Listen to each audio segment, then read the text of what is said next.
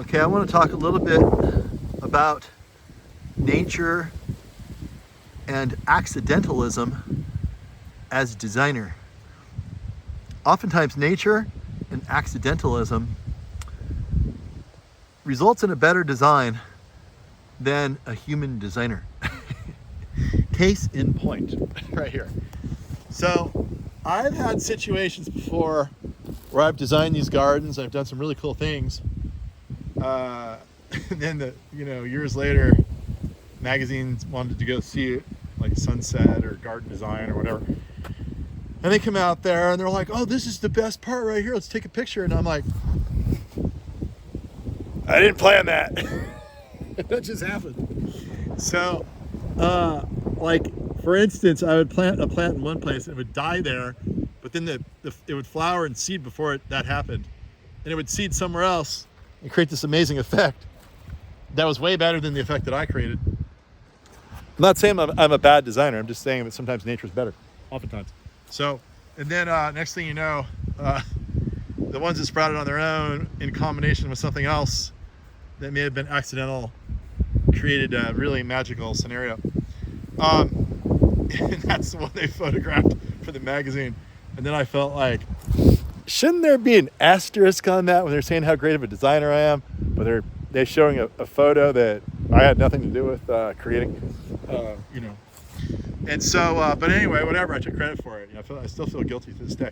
But here's another one. Look at this combination. So we have this Pyrostachya venusta, the flame vine back here. It's from Mexico. It's a wonderful vine. Vines are crazy though. They're always trying to get out of hand, out of control. And this is no different. So we're constantly pruning this thing, but there's no way I could not have it here because I inherited it. It's fantastic. I love it. In fact, I tried to grow one at home in Lafayette. It died. So I came here and this thing's going so fantastic. Every late winter it blooms. So I love it to death. But look, we didn't trim it here because it enveloped this upright rosemary. This is Rosmarinus officinalis Tuscan blue. This is a very upright, darker blue version of rosemary. And you can see nature decided that blue and orange are the best possible color combinations to put together because they're on the opposite ends of the color wheel.